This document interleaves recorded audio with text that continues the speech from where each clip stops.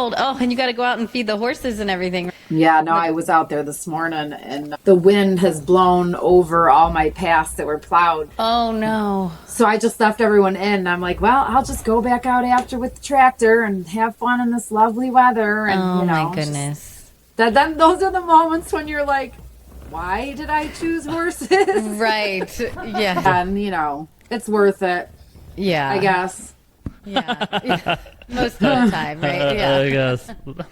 Tina, have you met Brian? I don't know. No, hi, Brian. Nice to meet Tina. you. Nice to meet you. Thanks for being on. Appreciate it. Mila Yeah, was sorry I don't have all the equipment. This is the first time I ever did that, and I'm looking at the thing, and I was like, well, I don't have a mic, and I don't have... So hopefully the computer's good enough for the whole thing, so... Yes, yeah, we can hear you fine. Yeah, and we like to keep it casual and comfortable. Yeah, you guys are perfect. Okay, awesome. I tipped my screen up a little bit because I was like, ew, I got a bunch of stuff down there. I'm like, make it look a little better, Yeah, we prop ours up higher, and it gives a better angle. Yeah. It's like on this box here. It's real professional. Yeah.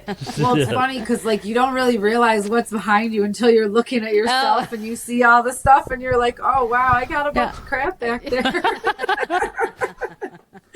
Looks like you're an avid reader. You got a bunch of books. It's crazy. Actually, I went to a book sale in Shepherdstown, and I'm like coming home with 2 boxes of books, and I'm like, what do I need more books for? Yeah. But that's me. I love books. I cannot get rid of them. They've traveled with me. Yes. All of our moves. Just to be able to put them in the bookshelf and I love look at to the read library. them, and then I just can't let go of them. No, right. And I'll underline and highlight and write stuff and full pages and all that. And then sometimes I'm like, I'll go back because, it's like, you have those books that change your life when you're like, oh, I can't get rid of that book. It just had too much impression on my life and changing things, So I was like, well, and then it grows. Yes. Yeah. Then they all have an impression. But I do the underlining and the flagging the pages and highlighting, in hopes that I'll come back to it. Sometimes I do. And somebody just recommended a book to me, and Catherine's like, "Oh, I have that book. I bought it 20 years ago," and she pulled it out, and I was like, "Whoa, I wasn't expecting out. to be able to find it so easily, Yeah. and then I was like, I just scanned the bookshelf, and then I popped out. It was like, there it is. It's all good. I really want to hear about what you're currently doing, and of course, how you've come to get there. Can you start off maybe by telling us a little about the healing with the horses and what's that like? So basically after all these years of working with the horses and rehabilitating horses and fixing horses and, all of that. And as we age, our body isn't as strong and limber as it used to be. So you have to be creative of how you can provide a connection with the horses without the riding and all of that, because I don't want to provide school horses anymore. It's a lot of work and just a lot of time and effort. And I feel like there's a level of the work that goes involved or that goes into it when you put a person on a horse one time a week and they go and they ride around on your horse and then they get off. And they don't ride but once a week or once a month, or it has a detrimental effect on the balance of the horse unless I maintain it. Every time I would use my horses for lessons, I'd have to get on and ride them and restructure the balance because, they would fall apart, so to speak. So as working through the last few years, having had an injury and then trying to keep the horses going, and it's just, I couldn't give, and again, I'm going to be 50 in a couple days. So it's like your body can't do what it did 10 years ago. So I started to try to think about a new way to incorporate my horses and the beauty that all this work brings, but not have to put people on the backs of the horses. Plus, the horses have always been there for me. Like they have been my healing and my healers. So it's like I've healed a bazillion of horses in my lifetime. And I felt like, maybe it was time to focus a little bit more on people who maybe aren't necessarily horse people, that it would bring a deeper level of appreciation because they're not coming to learn how to ride or be told a certain way to ride, or this way is, the better way, or whatever. And the horse industry is a very toxic industry. Yeah. And I tried to always stay away from that. And because my work comes from my heart, and I do my work for the horses to help the horses, and finding the right people who are in it for the right reasons seems to be getting harder and harder, because you have a lot of ego chasing people who don't want to look in the mirror to heal themselves in the horse industry. So I started kind of butting, and just not necessarily butting heads, but almost butting heads with myself, because I kept trying, like, I could keep doing this, I could keep doing this, I could keep doing this. And then it was like, I hit a wall here, I hit a wall there. And I'm like, why do I keep doing this? Why do I keep doing this? So it was more like, how can I share my horses with people and provide a healing aspect to it? The people who want to heal, instead of people who are looking to be better than everybody else, or have the latest and the greatest, or this or that. Or so it just has been a constant. I'm going to say I'm burnt out, but it really has created a lot of, like, I love what I do. The work speaks for itself. I have a handful of clients, well, 2 handfuls of clients, who adore the work, love their horses, and do the right thing. But to find those people is not easy, So I'm like, well, if I bring people in who are seeking to heal themselves and utilize the horse's energy and the presence of the horses, it's a win-win. Mm-hmm. Because they come in, they can spend the time with the horses, they learn how energy works, or how body language works, or how just being quiet and the horses come in around you. And just the healing aspect and the way that people leave feeling so much better is so much better to me than all the years that I've been teaching people that leave and then turn around and don't appreciate all the hard work that I've done, in the riding arena. So it's definitely a little bit more of shifting gears to provide, just more healing for people. Because I feel people need to learn how to be in the moment and how to slow down. And we're not even aware of, half the time, we're not even aware of what we're doing. When you talk about healing with your horses, is it physical healing of ailments they have? Is it their energy, their mental health? And same with the riders. What kind of healing are you focusing on, or incumbent on all of it? Well, I mean, it's basically kind of goes full circle, because when, all horses are born crooked, and there's actually a Leonardo da Vinci picture that's drawn. I should have it on the wall. But it's when the horses are born, they're born with the left front is perpendicular to the ground and the right front is on a slant. So what I do, and that's because how they lay in the womb. So they lay in the womb kind of in a curve, and then they come out with the left front forward. But what happens is the right shoulder kind of gets locked in behind the left, and then the rib cage stays like on a curve like this. So you have that imbalance, but then also when the horse is standing like that, the right side is actually lower. So because the way the horse comes out, you have an imbalance from left to right. And they're all like that. I actually fold several babies out. I even looked how the babies lay in the womb, and it's like really cool because you could see it sitting on the mom's side. And so through the years, learning this particular style of riding, the focus was on, with the horses, like your biomechanics and your movement and how the horses move, and to create symmetrical movement.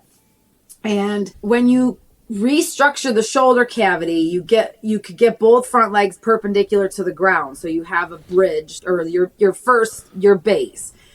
So because 85% of the weight of the horses is on the front end. So if you don't have a horse being able to stand like this, and they're standing like this, and then sometimes they'll stand with one leg behind the other, the horse is tipped. Yep. So you first have to kind of educate the horse how to find that balance. Now, how to do that is there's a bazillion variables, because you have, all different types of horses, where it comes from, conformation, how they were handled, the list goes on and on. This is why it's hard to write a book about it. Because you're like, it's almost needs to be like the choose your own adventure. If this happens, you have to go to, Right. So It's individualized. Yeah. yeah. So when you're doing that, as you begin to restructure or teach the horse how to balance the front end and teach them how to find a consistent balance, the whole body starts to settle and find a balance within the whole body. So it's funny because one of my students the other day, we were talking, and she's got a very neurotic horse, and he's afraid a sound will happen and he's fleeing or just reacting and all this and that. And when a human comes into his space, he reacts in that way because how he's been taught. So it takes a long time to kind of teach the horse to settle and find that balance. But the more you help them find that balance, the more the whole body settles. Then it helps with their digestion. It helps with their whole mental outlook on life. It helps with how they move. It helps with how they accept people, because now you've taken a whole layer of the flight mode because they want to flee. They're flight creatures. And you teach them how to ground it.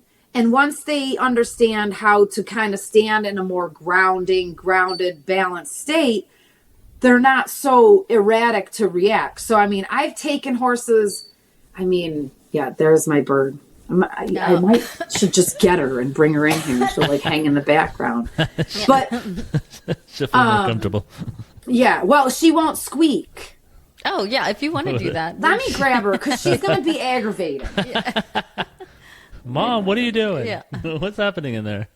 So it's really interesting because we were talking, and this, my student's very like, I think she took biology or she majored in biology. And I was like, it almost is like the horse's body finds a state of homeostasis where everything settles. And from that, then the horse can basically be more comfortable in their own skin, more comfortable in their surroundings, more balanced. They last longer. They're happier. They're more likely to be your friend.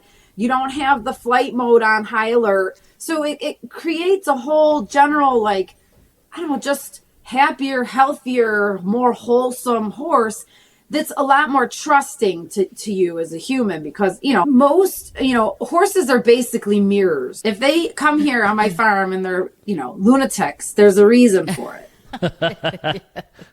And humans are the ones that create it. And here's the thing, and this is like people always say, well, blah, blah, blah, horses in the wild. And it's like, horses in the wild aren't touched. We don't touch them. You don't put a halter on. You don't put a lead rope on. You don't touch them. You don't pick their feet. You don't try to do anything to them. They are just who they are out there in the wild, doing whatever it is in the wild that they do. When we domesticate them, the minute we put our hands on them, how you interact with them and what you do leaves a impression, not only mentally, but physically on their entire body. So horses are push into pressure creatures. They'll push into you because that's how they are in the herds. If you put pressure on their neck, they'll pull away from you. So you have to educate them. And through the process of balancing the horse's front end out, it changes how they look at life, so to speak. And then you kind of sculpt it and shape it from there. Well, so go ahead. Sorry. Oh, I was going to say that makes sense. And it parallels with human beings where you were saying once you get the horse into this grounded state, then it can be less in the fight or flight mode, and it can see things differently and it can respond differently. Same with humans. Once we're in a more grounded state, we can be less in fight or flight. We can look at things different. And then if you have a human that is not grounded and is in a fight or flight state in their, sympathetic nervous system, fight or flight, reacting to everything. And then they're touching, like you're saying, that makes so much sense. Touching the horse, putting their energy around the horse. They're pushing and pulling the horse. They're impacting how that horse is feeling and being and existing. And then I'm sure it's this cycle that they get in. Like you had mentioned earlier, you have people come, you teach them these things. And then if they're not going away with it and taking your methods, then they're just continuing that cycle. Right. It makes a lot of sense to me, but I'm sure a lot of people don't buy into it, or they don't. I don't know. It seems like with your burnout. Well, I think that one of the biggest things is that it's the time and the self-reflection. because through teaching, people have a hard time, and it's hard. We all struggle. Like me as a student, when I'm taking my lessons, because I go to Belgium, I go get my lessons. When I'm taking my lessons, although I'm a good student because I'm also a good teacher, so I understand the dynamics of it. But it's very interesting. Like when people will hit walls and you could tell them to do things and it's like they don't hear you or they can't. So you have to be very creative on and again, you got to know your client, you got to know, because everyone's an individual, just like the horse. So now you have this person and you have this horse, and you have to understand how to communicate with this person to get to communicate with this horse. And sometimes you have horses that take advantage of the humans. Other times you have horses that are very kind, and then the humans aren't very, nice to the horse. But it's like, there's a lot going on. And I realized that, I became more like a psychologist or a psychiatrist because you'd have to really, really get into where the blocks are in the person to help them get into the horse's body. So then it's just like, even on the ground, like if someone is a little bit afraid of their horse, you know how hard it is to teach them to hold their ground and be consistent? Because they're constantly reacting in their own body with fear. And like you could stand straight next to a horse and a horse could stand here and the horse could lean on you this much. And if you pull back, even just in your mind, the horse knows that they have one up over you, because that's how they're that's just how they are. Like they see the way that they come into the scene it's their horses, their herd animals. So I'm getting off track with the humans, learning how to find where they're struggling to then help them with the horse, because most of the time their struggles create the horse's struggles. But then if you have a horse that's got a problem, like a rehab, that someone buys this horse. I just had this situation. Lady goes and buys this horse, knows nothing about it. So she's told it's a few things here and there, which is never true. And it's always people are always sugarcoating things. And sometimes it's their own interpretation. Oh, this horse is great. Well, great to me means this. Great to someone else, means something else. So it's all like whatever. So she buys this horse and it was a nightmare.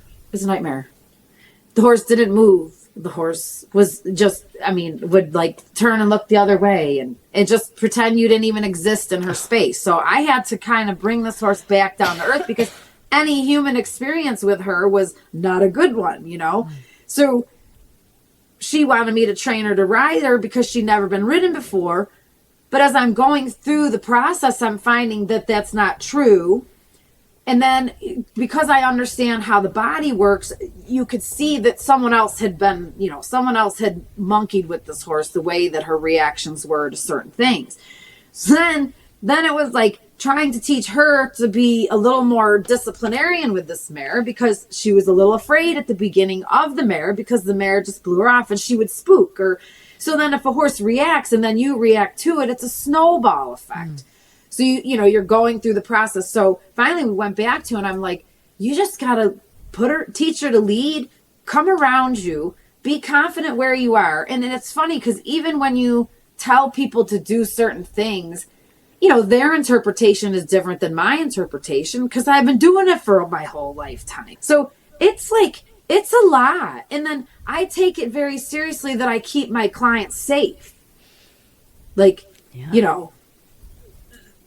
because I don't want events happening, because she had went to the barn, got this horse, brought another horse in, the horse ran her over. The one horse, she opened the stall door, runs over, drops her on the floor, she breaks her shoulder. Like, oh, wow. This doesn't happen here. Like, that was at another farm. But like, these are the things that, it's just, again, back to what we were talking about, what comes first, the cart or the horse? And it's a process. So it sounds like a very dynamic dance it's a unique relationship with each horse and each rider, where it takes time, where you could have the best trained horse, but if the rider isn't connected with that horse, or it just changes everything, and then the horse could act differently and maybe look untrained, but it's actually the rider and what they're doing and their energy and their faults that is making the horse respond to the Right. rider, and vice versa. Yeah. Well, odds are if you invest in a well-trained horse, you are going to be more apt to be successful in your relationship, because when a horse is well trained, they have an understanding.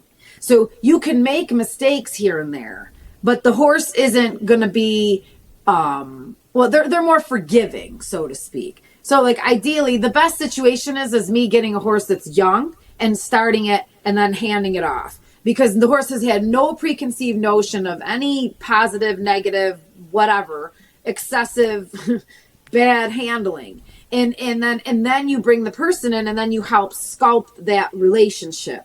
But, and again, I mean, that's a perfect world. It's not that way. And it's hard. And I think some of my struggles is because I know so much, I see everything. And it's like, I'm looking through x-ray glasses all the time. And you're like, what do you allow to slide? And what do you get after? Because you can't be on them all the time either, because then you're overstimulating the person, or they can't process it all at the same time. And I think that's one of my mistakes that I made as a youth or younger trainer, is that I would not create enough space where I would be like telling people to do stuff all the time. But the only reason why was because it's such a fragile moment. Like, you got to do this, and then you got to do that, and you got to do this, and you got to do that, and then you can rest. But some people can't handle stuff once. And then you're like, well, we can't just stay here because you're going to get hurt. So you better move your damn feet and you better do something. So it's tough, because when you're dealing with an animal who could kill you, and you're trying to, create this nice little environment, but you have these traumatic responses that the horses have, or the human, it becomes tough. Then you're just like, forget it. Just forget it. I'm like, I'm tired. And then like you get people who go around and they're going around and they're riding, and you tell them, you got to work on this, or you need to work on that, and that'll help improve this. And they just are like in one ear, out the other. And then you go back to teach a lesson and they're like, well, she's not behaving. And then you're like, okay, well, you got to do this, and you got to do that, and you got to do that. And some people I swear they just want, I don't know what they want. They want you to tell them like that everything's great. And I can't.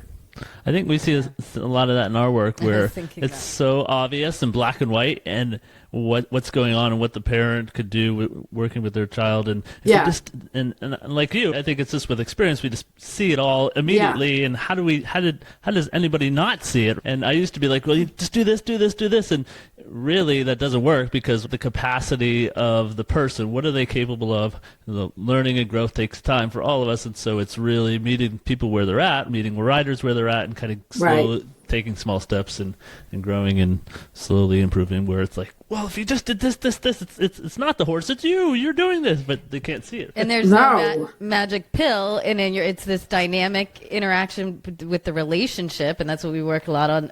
One of our certifications is relationship development intervention, and that's like what you're doing with the horse and the person. You're intervening on that relationship and trying to make it more beneficial and maybe connected and flow and in sync. And and I think a lot of it boils down to you have to just keep telling yourself and then telling your client, and it's like, if you want to enjoy the journey, you know what I mean? It's like, and I think I've learned through because it's been a strong learning curve for me with my physical issues that I've had, that I have learned to have to just slow right down, because what I could do before, there's a certain way, like if I was in the riding arena and I was lunging a horse around in the circle and they had a kink in their right neck where they were stuck with that whole imbalance thing, I could pick the right time,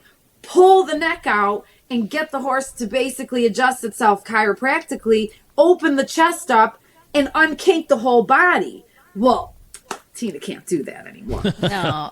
And because if I do, now I'm on the couch because I have trouble with my neck and all that, and I just don't have that. I can't do it.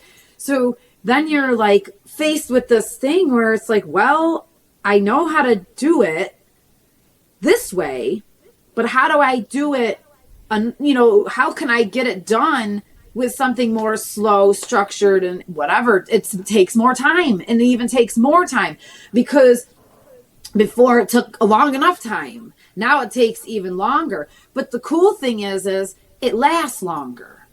You know, and but again, it's like, I don't know, it's trying to factor in these things, which is why I decided, I'm like, well, if I just offer a nice little place for people to come and spend time with my horses on the ground. Actually, I was playing around with the free lunging where you go out in the riding arena with the horse and there's no touching and you get the horse to move around you. Like, I'm like, how empowering is that for someone who doesn't know anything? Yes. Versus me trying to fix some orangutan that's dragging me around the riding arena because the parent or the owner's jerking on its neck all the time and they can't let go.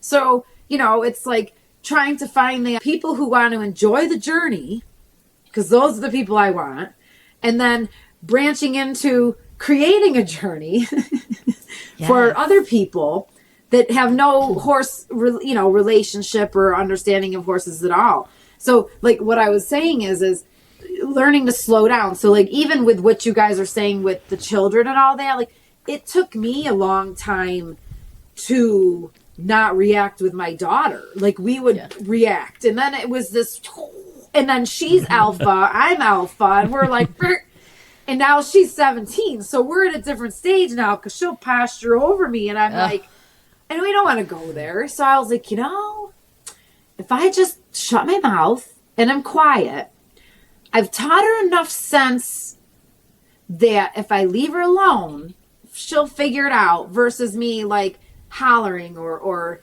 expressing myself. So, and it's really funny. Like I switched gears to doing that, and man, it works. Yeah. Just like pull back. And that's a lot with the horses. I've learned, like, before I would go in and I would go to fix it because I knew how to fix it, and I could get in there and fix it, and I could use my body to move it around. But now I don't have that. So now I back away and then I create that space, and then I allow the horse to settle, and then I assess the situation, and then I come in. So I think I've also taken that tactic with my teaching more now too, with my people with the horses, is I'll just back away, let it sit, and then, give them space to work it out, and then guide them. And unfortunately, I'm not dealing with horses out here that are going to hurt anybody. I've passed that in my lifetime, but it's like, I don't know. I think creating that space is huge. And I'm sure even as a parent, because we want to do. Mm-hmm. And I even catch myself, I had a friend here helping me the other day, and we were working on something, and he's doing something, and I'm watching, and I had to step back because I wanted to get in there and do it. You know what I mean? Yeah. So it's like learning to have that little gap of space. Well, that's like with meditation, they say. Mm-hmm. You have to learn to create space between your body and your mind. And the more you can do that, then you can kind of have a little bit more of a feel of what's going on around you instead of having it come from up here. And I think, again, back to why I chose to use my horses more for healing is because I feel a lot of people are lacking that ability. So instead of me, again, I'm always going to teach riding. That's inevitable. But I'm finding that this is a much more rewarding, in a sense, to a more various amount of people, because I'm not just channeling in on a certain type of personality or person to come. I'm opening it up to bring people who are willing to heal. Mm-hmm. I can definitely relate to your body, listening to your body and my back, and I'll push myself and be working on something, and then I'll just pay for it for days. And it's hard because your brain is like, I got this, I can do it, I still want to do it, and then you really have to notice, be in the moment, slow down. But I think there is definitely power to that. Me and my daughter do lessons together, and just being out in the field with the horses, no phone. It is very therapeutic. It's very calming, and there's a lot of value to it, and slowing down and kind of just being in that moment, and just the connection and the energy with the horses is, because we do a lot of horsemanship and groundwork and stuff too, and it's really powerful just to build that connection with the horse and the energy that is there between you two. Well, and I think when you, for me, it's understanding, like, when you can create a stillness in the horse's body with almost perfect balance, and then you can move that balance around and maintain that perfect balance in motion, it's like it takes you to, I don't know, it's like it takes you to another level of, the horse is so receptive of every little move that I'm making, that I could point, my belly button towards the horse's rib cage to change my energy and move the rib cage, or bring it towards the horse's shoulders, or bring it behind the jaw, or angle my body towards the hind end. And because I've created this sphere that the horse is focused in on me around on the circle, I have the energy to be able to move the horse around. That's what I love. And it's like creating this pathway where the horse is moving and in this balance, where then they find freedom within the balance. Because within that balance, the body can flow, and it's not going side to side, or it's not getting stuck. And then from that flow, it's a continuum of movement. And then you just sit there and, like, it's an energy exchange, whether you're on the ground or in the saddle. And to me, like, that's my euphoria. I get in there and I play around with this stuff, and the horse's eye is so focused in on me that I just move a fraction of an inch, or I point, to a part of the body that I want them to move, and they just shift it over. And then that lines it up a little bit more, where I can open the body up more in a more level plane, and then it frees the movement of the horse up, and then the horse is gracefully just flowing around you. So to me, that's my dance, we dance together that way. Then when you get up on it, because you create it on the ground, and then when you get up on it and you understand your balance and how to stay out of the way and staying in the moment and learning how to follow and not influence, or you have to learn to follow before you can influence, because you can't influence unless you can follow. But then you have to follow within a synchronistic pattern, because the horse moves a certain way. So it becomes, there's rhythm involved, there's geometry involved, there's physics involved, there's psychology involved. So you have all these things, like, you could bring it all in, and then you just cultivate this ball of energy between you and the horse, and then it's like nothing can come between you. And that's, to me, the most amazing thing, because there could be stuff flying around us all around, and we are unaffected by it, because now we've connected so deeply that my movements and the horse's movements are synchronized together. And that's, to me, that's what I strive for. But to then be able to teach people on the ground how to come into that sphere, because the inside eye of the horse, if the body is not balanced, the inside eye, and we always are on the left side of the horse. So that tends to be, I work both sides, but the left side tends to be the harder side, again, because how they lay in the womb. So the body goes like this, and it turns, and the head looks away. So the head is looking away. So when the head is looking away, the rib cage is pushing this way. So when the rib cage is pushing this way, it's pushing into us. So front on, hind on. So what I do is, by teaching this balance work, you create more of a curve like this, where the horse curves around you. And then now you're in the center. So it's like a sphere. So the horse is curving around you at all times. So when you create this balance in the front end, the horse has the ability to settle and look at you with its eye, and the head not tipping. So, like, if you look at the head of the horse, the head should turn, the right eye should advance, and the left eye should recede.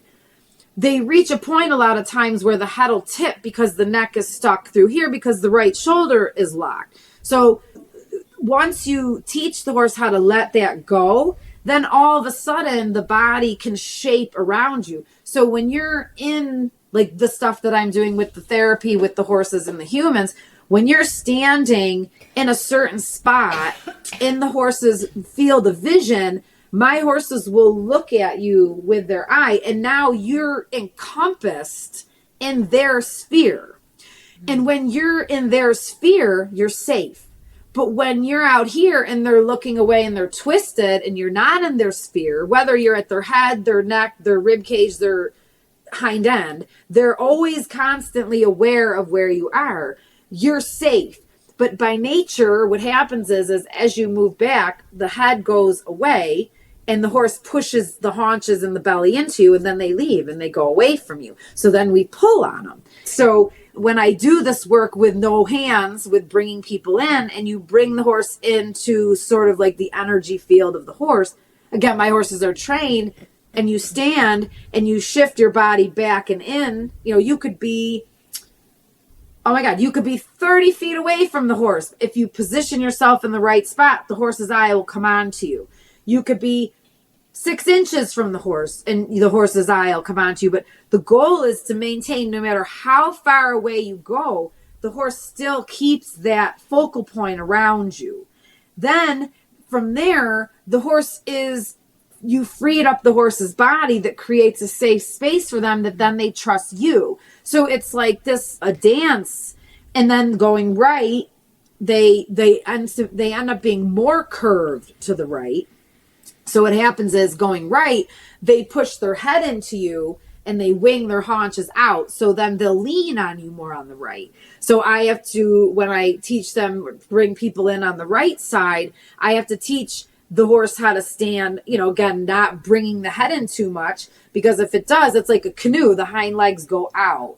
So you sometimes you need a wall to create that. So as you're moving your body and the horse looks in, the haunches don't go out, you know? So when you bring it into that little realm of helping humans learn to stay within the sphere of the eye, I think that it brings in another, I don't know, just a different level of awareness on your own part. Like, because here's the thing, you can move a fraction of an inch and the horse is reacting to you. But if you're not connected to the eye of the horse, you don't know what's going to happen. So if you're moving your body around and all of a sudden the horse looks away from you, you have to move yourself back into that space, wherever it is, so the horse brings itself back into you.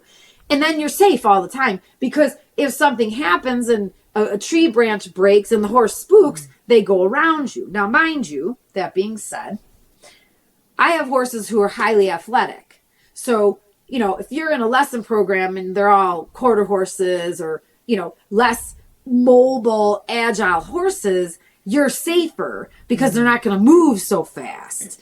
Yeah, I have ones that'll turn, and I mean, I was working one of my mares and I'm lunging her, and all of a sudden, this was before I started her under saddle, and she literally leapt in the air and did a 360, and I just gosh. Was like, whoa! I'm like, so and I'm like, and I had to start her under saddle, but again, it's like building that balance, and it's cool because she's got springs, man. You balance that stuff out, and it's like riding a lightning bolt, and I love it. Yeah. But, you know, if my balance teeters off too much, I better get back in the center. And even if I'm on the ground, like, she taught me a lot about slowing even myself down because she was ricocheting all the time. So there's varying degrees of horses and personalities and all of that. But to me, I feel my biggest goal this year is going to be to incorporate sort of the whole grounding, centering, connection with the horses, and then learning how to dance with the horses in the riding arena on the ground. And then understanding the biomechanics or the body language connection with them, because that's so empowering. Yeah, I can imagine how, and just all the pieces, it's like this meditative dance, you know, because you're coming back to center, you're coming back to grounding, you're coming back to the eye range or however you refer to that, but you're constantly kind of having to, just like meditation, just like mindfulness, just kind of become aware. Okay, I'm off a little bit, let me bring myself back, let me get back in sync, let me get back in the flow. Is there anything that you do yourself or that you recommend to the people that you're working with before trying to get into this flow? Do you do any grounding techniques separate? Do you do any meditation? Do you do any breathing? Do you just jump right in because now you're so seasoned with it? Or is there anything that you do or recommend right before? I mean, I think it's very important for people to, before we always would say, leave your stuff outside. And when you come into the barn, or around the horse, it's like, you have to be able to just leave your stuff and like take it off and set it down over here. Because if you bring it with you, you're bringing it with you. And it's not always easy because our stuff is always attached to us. So it's like just learning how to detach a little bit. And I think that's why a lot of people do get involved with horses, because it's a positive and a negative, because they can detach from the world and enter into the horse world, and they use their horses kind of for this. But if you don't fully detach, you're dragging your stuff in, and then you're creating more issues. So it's like becoming aware of that. And I think that's just an evolution. I fortunately was young. I started riding when I was 6. I had horses in my backyard. I played in the pastures with them. And, I learned body language and all of that. So I was never afraid. But it wasn't, I didn't need to be. We had safe horses, and, I had good teachers, and I just that was just who I was. But I think what people don't realize is the minute you come into the presence of this animal, you are always training this animal. There's always an exchange. So you can take a neutral position as long as the horse is being, letting you in. You don't really want the horse to take over, because that's not good, but you also have to be very observant. So I try to teach people, like, look in the horse's eye. Like, if the horse is not looking at you, the horse is not looking at you. I mean, it's as simple as that. And sometimes you have to get creative on how to get the eye to pay attention to you. And it's so wild, because some horses are so tight, tense, locked, that they'll look at you, and then you ask them to walk, and the minute they go to take a walk step, they look the other way. So it's like that, and then you're like, okay, well, the balance is going away from you, so now you got to get, reconnect with the eye again. And I always say too, it's like Tai Chi. You want to stay grounded in your lower half, down in your center, below where your chi is. Like, you want to keep all your energy below your belly button. And not bring it up here. If you're bringing it up here, you're going to project it onto the horse. You have to stay down. It's a lot like meditating, but you have to learn how to be in your space and separate. But then I think it's hard, because once you add movement, now you have to be in control of your own movement. And then you have to be aware of where the horse is. And then you have to be aware of where you want the horse to go. So you have these 3 things that you're constantly juggling, and sometimes you have to spend a little more time on where you are and what you're doing in your rhythm. And then other times you have to spend a little time on what the horse is doing. And then, so it's all these little factors, marrying them in together. But I think the key is first of all, leave your stuff out there. Second of all, pay attention to the horse. Like, look in the horse's eye. If the horse isn't looking at you, you're not going to be able to ask it to do anything. It's pretty simple. Makes sense. Unless you have to whack it. Sometimes you do, because they'll be like, I don't see you. And then you're like, hello, I'm over here. Then you tap it with the whip, and they're like, oh, there you are. And I'm like, yeah, I kind of was suggesting that you need to move. But, and that's the other thing. Like, people get, they're like, oh, well, I don't carry a whip, or I don't use the whip, or blah, blah, blah, with the whips. And I'm like, good luck, because what are you going to do? You going to push the horse? You're going to kick the horse? You're going to smack the horse with your own hands? I don't ever touch my horses with my hands other than a caress, because they need to learn to embrace touch. if you're using your hands to push the horse, you're creating a resistance.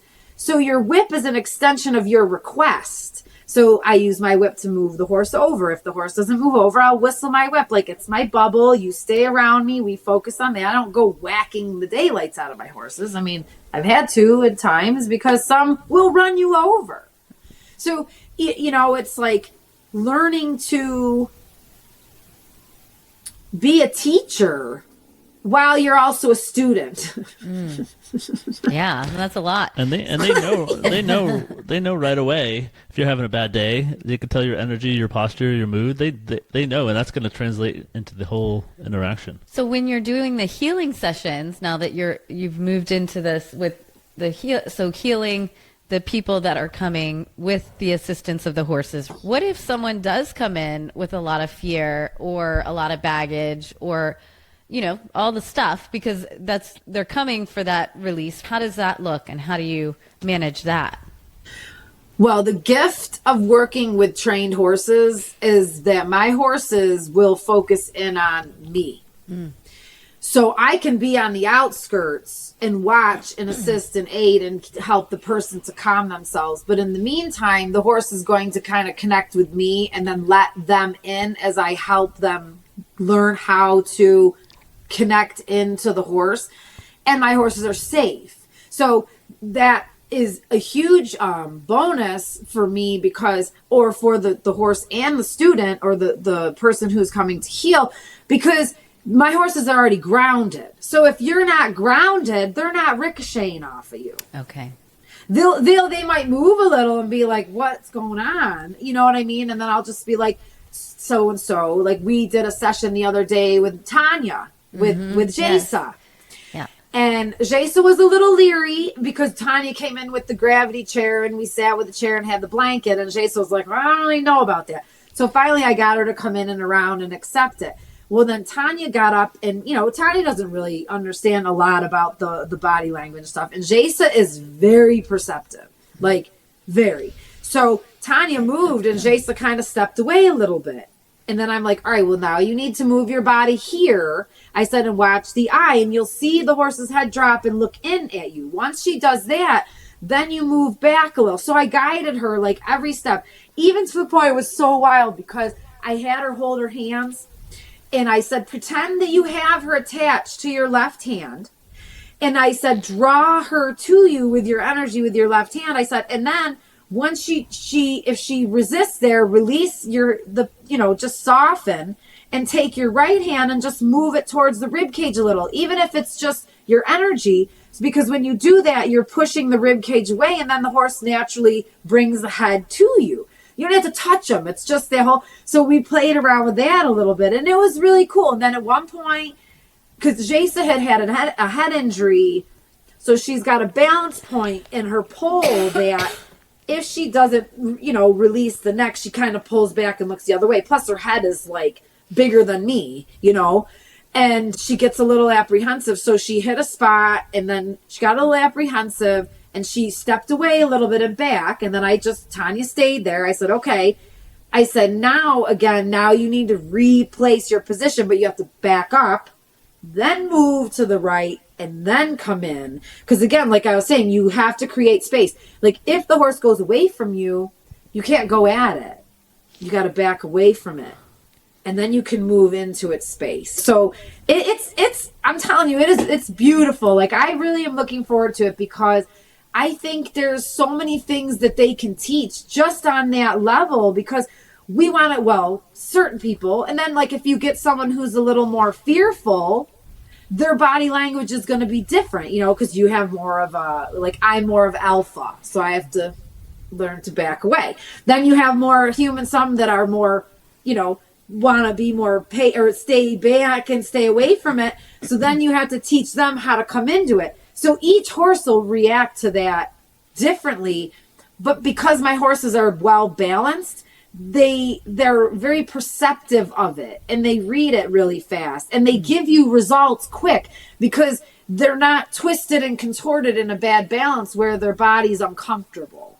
So it's a blessing and a curse. What's the hardest thing about running a business with horses, and what kind of tools do you use to overcome those challenges? you're dealing with a lot of people, which is, the hardest thing to do, and a lot of personalities and animals. I don't know. I found the only thing, trust me, I wish I had more. There's always more success and more things that you can have. And it's not an easy business. I've been very, very blessed on many levels. But, I don't know. I don't really have the answer in a way. It basically, be resilient. Don't give up. And if you need some downtime, take some downtime to regroup, because especially you got to take it because you need to refuel your well, because it takes a lot from you. Faith that what you believe in and what your heart is drawn to is, gonna work. Because some days I'm just like, oh my gosh. There was a time when I was recovering from my injury that, I was, I don't know if I was going to even be able to keep doing this anymore. But then I'm like, what else am I going to do? So I just say, well, keep going, Is it just you, or do you have a team or support? It's me, and I have one other girl, Amanda, and then my daughter helps out occasionally. Years and years ago, back in 2017, 2018, I had 2 barns running. I had 21 horses I was taking care of. I had, 10 horses in training and lessons, and I had 4 girls working for me, and but then I got hit with the hay bale, and that kind of brought everything to a screeching halt. So the last several years has been,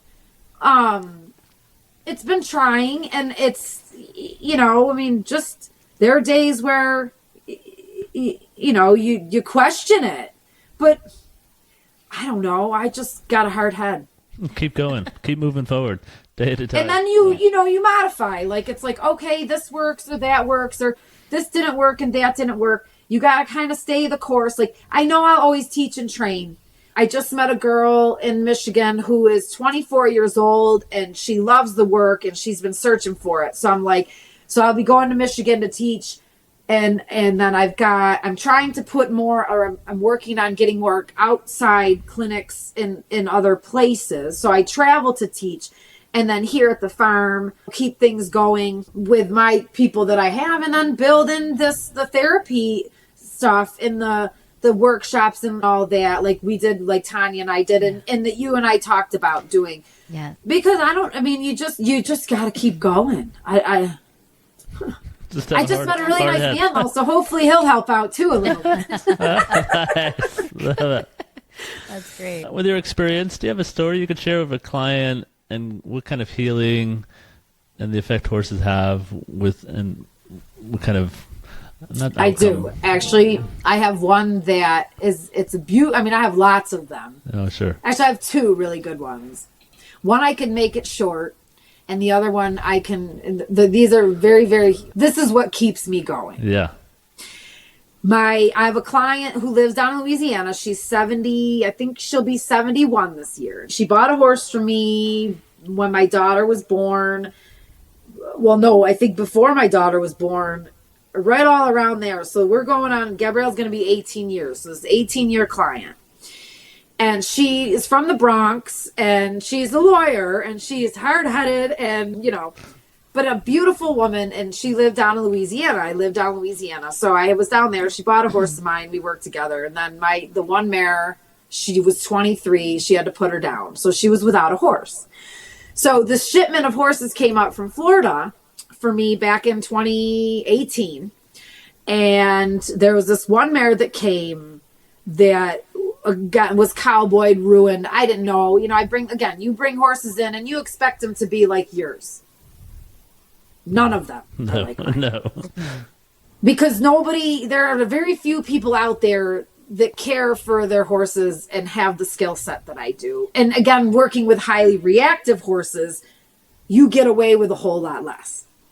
So this mare comes in, you can't touch her, you can't catch her, she's afraid of everything, like petrified. I got to leave her in a field by herself with a halter on because I couldn't get to her.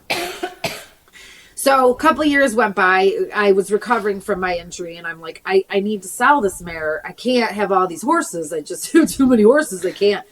And I started working with this mare, and it was going fairly well. You know, she had some of her issues, and I knew that she wasn't going to be a horse that could go to a busy life type situation. So my one client, she's like, oh, I'm looking for horses, or I'm looking for horses. She sends me this video, this huge warm blood that's flailing around. And I'm like, Robin, you're going to be 70 years old. Like, you want a smooth horse. I said, why don't you come and try Desiree out, and we'll see if it works. So mind you, this horse you couldn't touch. Couldn't ride. I go to ride her. She's, afraid of everything. So I'd been working with her. Robin comes and tries her out. It was like beautiful, like tear jerking. So this woman bought this mare. She lives down in Louisiana, and I teach them virtually. And there are days when I teach them, and I literally want to cry, because this horse could not have been in any better of a situation, because she's got her at home, and Robin's been working with me long enough that she understands the dialogue to communicate with the horse. So that's one of the things now, when we do lessons every week, and when we can, when the weather's good. So that's one story that I took a horse that you couldn't even get near. And I have this 70-year-old woman riding her on her own in Louisiana virtually, that I'm not even there, That's cool. And it's beautiful. So then there's another horse that came in, this horse Lou, who was a mess. Again, human damage, way worse than this other mare, but pretty bad. He had it longer. Like the trauma is 10 years, not 1. Which then you have deep seated trauma in the horse's body, which you have to slowly unfold, and it's like peeling the layers of an onion. Well, not only does he have this trauma that he's kind of not really nice sometimes about things, overreacts, blah, blah, blah, doesn't pay attention. His owner had a really bad accident, not horse related. She rolled a tractor over on her and was in a coma for a week. Oh my goodness. So now I have this horse who is a jerk to people. Very, very just for a reason. You know what I mean? They all rightfully so, yeah. Right. And it wasn't her fault. It's just whoever had him before and whoever was teaching her at the time, it was not the right way for the horse and her. So I've been working with her going on 5 years now, and there were days that I would go into the barn crying, because I'm like, I don't know if I'm going to be able to fix this horse. Like, it is bad. I mean, this horse, and I've fixed a lot of horses. I have not met a horse I have not been able to fix. This one is definitely had some major damage, and just physical stuff, the way he's built, and the whole unlevel stuff just got hammered into him even more. So you have to try, and then they hit those spots where you're trying to get them to release, and they freak out because they think that you're going to create more pain when you're trying to get them past the pain threshold. So anyways, many times, and I was very transparent with them, and I'm like, look, I don't know if she's ever going to be able to ride this horse again. And they're like, it's okay, we're all right with the ground stuff, and we know we've seen such a huge difference, blah blah blah blah blah. And then all of a sudden, it was 2 years ago, or was it last fall? I forget. Time goes by so fast. I got her to ride him. Right, 2 years ago, and on the lunge line, and it's going well. And then he'd have a couple little episodes, but nothing bad. And so it was a slow progression. And then he started to regress again. And then sometimes she comes once a week, sometimes she comes once a month, and I'm there filling in the gaps. And then I would be working with her, and he would blow her off, and he would ignore her. And then the patience that you have to sit there and help them work it through, when I wanted to get up and whack him because he was being naughty and being disrespectful to her. And I don't like that kind of behavior. It's like, why are you doing this? So it was really like, it's been a very interesting wave of learning. And so just recently, again, it's like we kind of came to another point where they're coming together again, and he's responding to her better, and she's responding to him better, because she had very delayed reactions. So, I had to be careful, because here I'm dealing with this horse who could be unruly, and she's not going to reprimand him because she's afraid. So you have all these walls that you're trying to get through and, help the student and help the horse and try to not do it for them all the time because you can't. But then sometimes you got to step in because the horse is not doing what he should be doing and he's taking advantage, but just recently he actually pulled his stunt again because what he does is he'll be walking around on a circle. And if she changes her hip a little bit where it's tight, he tries to run away. Like he gives her no time no room for error. So he tried running away and he pulled on me. And I was like, and I can't let go of this horse with this girl on his back who has whatever.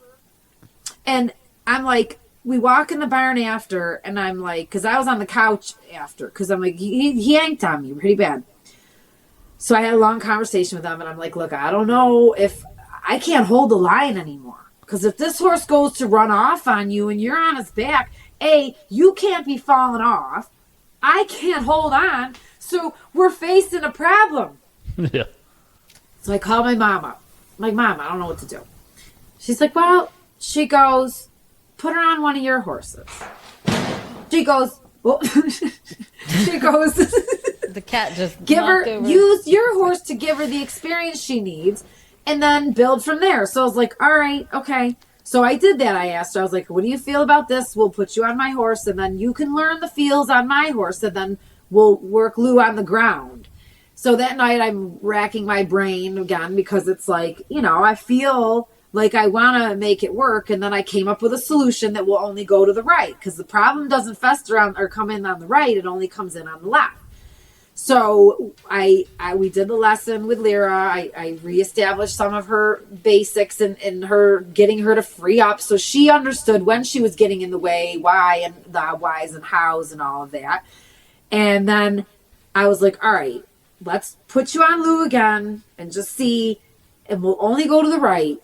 And it was miraculous. Mm-hmm. So it's like really trying to find the pieces to the puzzle that fit, but sometimes you got to think outside the box a little bit and like, thank God I talked to my mom because it's such a silly thing that I should have thought of. But when you're hyper focused on fixing the problem, it's like, but so it's very rewarding and they appreciate me, and that alone is great because there have been days if they weren't good to me, like client wise, that horse would not be in my barn because he just doesn't want to please, and it's not his fault, and that's where you feel sorry for them, So that that was it. Not only am I being a healer for the owner or the horse, I'm also being a healer or for the rider. And now it's nice because the mom said to me, and she's 27, and the mom said to me that she goes, the amount of change that she has had coming here and now like her ability to articulate things and be able to the hand-eye coordination and all that and process and work through it. Because I think there's something maybe autistic too. I don't know. I never asked. You know what I mean? So, but there's definitely something before the head injury that she had that then it's like, so it's compounded that, but those moments when you're able to aid and assist in something like that are what keep you going. Yeah. Because you see the person grow and learn and shine and same with the horse. But there's just, that's what makes it rewarding. I think the healing part is the best part. Yeah, of course. Yeah, that definitely the healing on all ends and you're getting to see this process and be a part of it. And we mentioned some of the things, having resilience and just keep going and what keeps you moving forward. Is there do you have it? And we talked about kind of what you might do before going into being with the horse. Is there anything you do on a daily basis or any habits or rituals that you have to keep that resilience going, to keep your mindset kind of in check and to keep moving forward? Well, I do. I mean, I have my morning tea. Nice. I do stretch on a regular basis because I have to. I do spend time meditating. Or at least try to focus on my breathing. I have to ground myself. Sometimes it's not every day, but you kind of know when you get off kilter. I read a lot, and I do a lot of self-reflection, and I write a lot. I'm a big writer. I feel, I don't know. My escape is nature in a way. Like I like to lose I find what feeds me in a way is that type of stuff is my schoolwork to make myself be a better person and quiet myself and learn and educate. When I'm outside, the sun sets, the birds, the trees, all of that's kind of what feeds me. So I think it's a little bit of a balance. And when I feel like if I'm feeling where my energies are down or my body is not there, I reassess what I'm eating.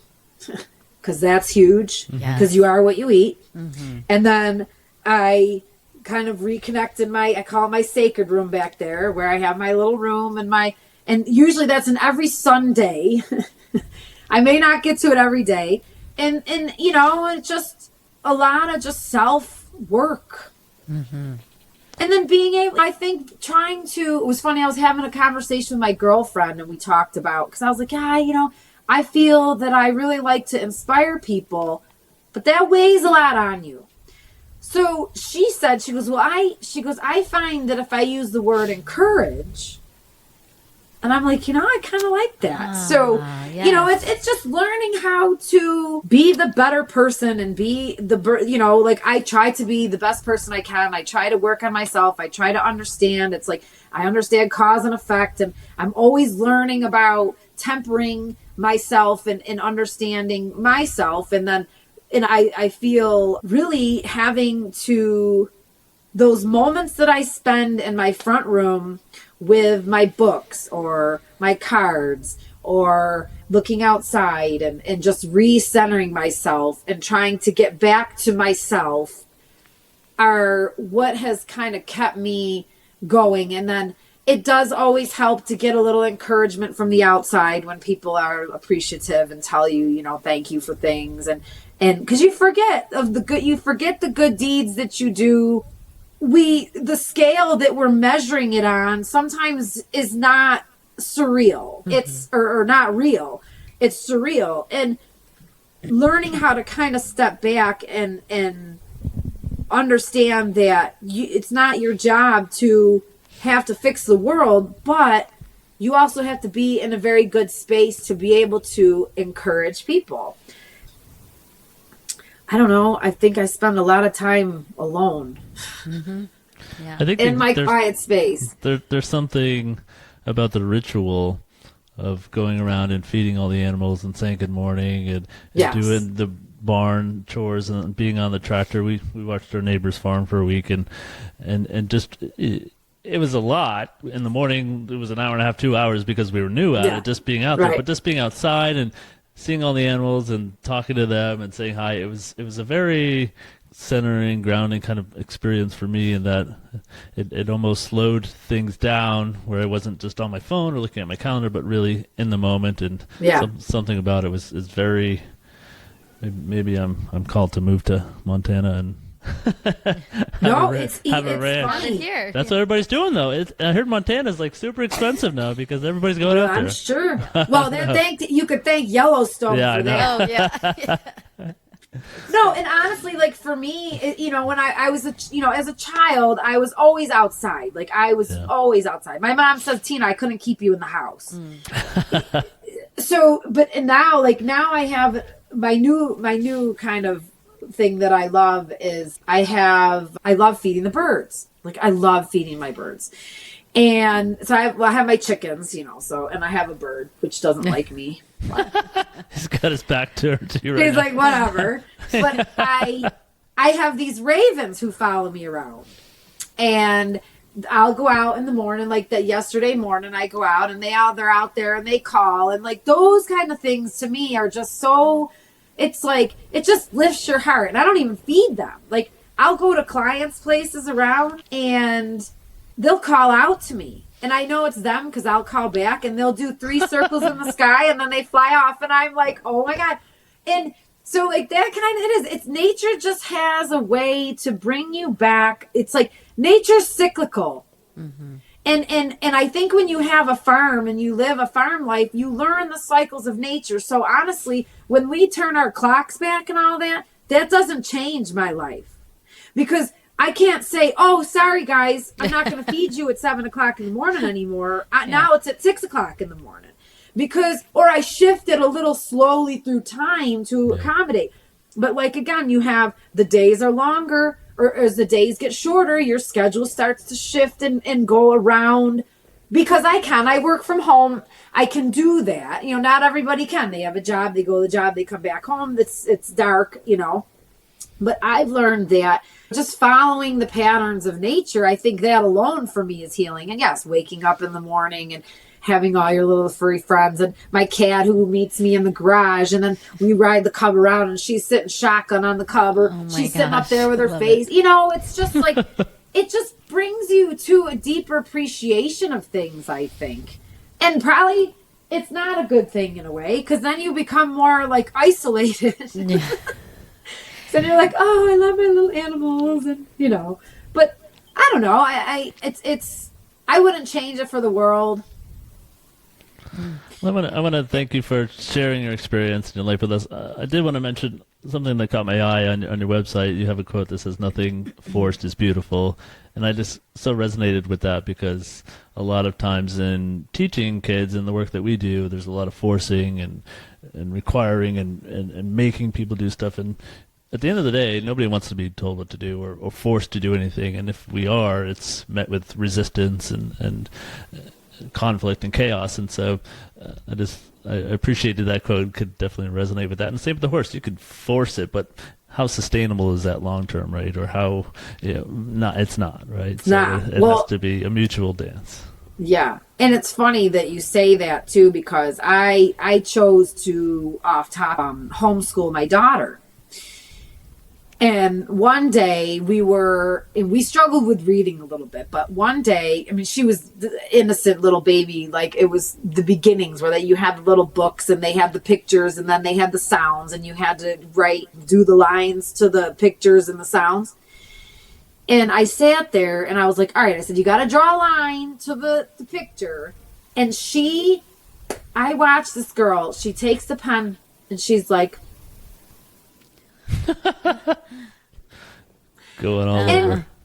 You know, and then you're like, that's the stuff that they take away from us in school. Yeah. Because you could draw the line however you want to get there, but as long as you go from point A to point B.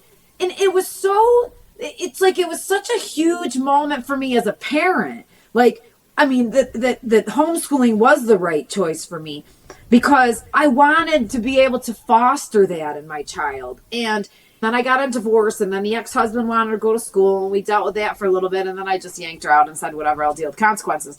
But it was just, and again, like, I think if I had learned to apply that 18 years ago with my horses, not that I'm bad at what I do, hold on, but I think that Mango. It would have changed a lot of my own, you know what I mean? So I think as we keep learning to kind of create space, and it was funny because with the whole meditation thing, when I was learning, and again, I'm not a guru or do anything like that. I'm scraping the surface of it.